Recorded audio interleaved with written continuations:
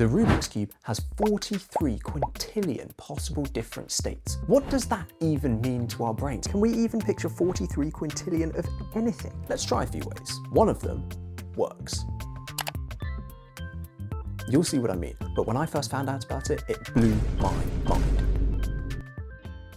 So visualizing and thinking about things. We've all heard of that magical number 7 plus or minus 2, right? The number of things a human can hold in short-term memory. MIT researchers say 4 is the number of things we can hold in our visual working memory. 4, 7, whatever it is, it's not 43 quintillion. Clearly, no matter how many breakthroughs these scientists have, we will never be able to visualize 43 quintillion things at once, but that's not a problem. The problem we do have is that at the minute, 43 quintillion is not a number, it's a word. Well, 2 words. But when we say 43 quintillion, we're not picturing a number of things like 4. We're just thinking about the words. But we can visualize numbers, right?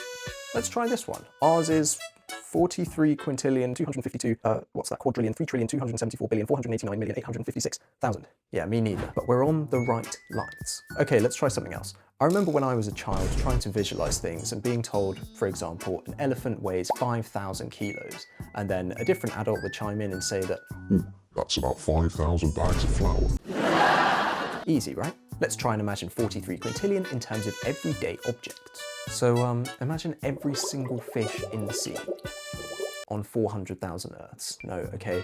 What about every grain of sand on Earth? Times 6.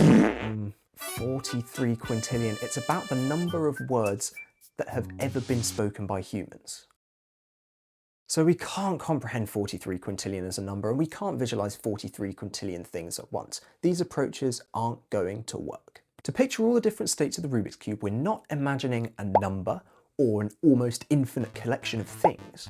It's different. What we have to picture is a network of dots and lines. Each dot or node is a state, and each line represents the one move you have to do to get between the 2 dots or states that it's in between. Take any state of the cube. Let's say for simplicity, the solve state. This is our first node.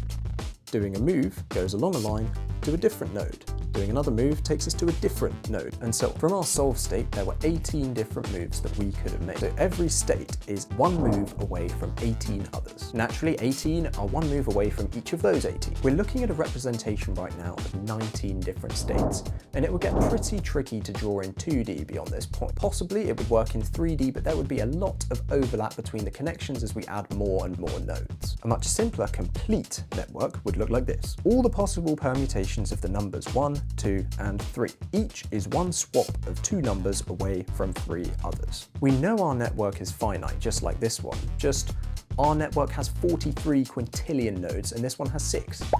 Ours is obviously far too big and complicated to picture all at once, but we don't have to. You don't have to picture all 43 quintillion individually at once to know that every single one of them is connected to 18 others. Like we did, you can just take any state and picture the network of 18 that it leads to and imagine that each of those leads to 18. You know that this will be the case for any state that you choose to start at. It's a bit like browsing web pages. You know you can't look at every website in the world at the same time, but you do know that they're all connected to each other through the Internet of Things, and you could view every individual section of that network. It would just take ages. So like an internet in our minds, we've built an imaginary network of all the possible states of the Rubik's Cube. We can zoom all the way in, even though we can't comprehend zooming out too far. But we know the whole network exists because we could, as we've just done, visualize any one part of it. Just not every single part of it at the same time. So there's our network of 43 quintillion, but which 2 points in the network are furthest away from each other? Subscribe to find out.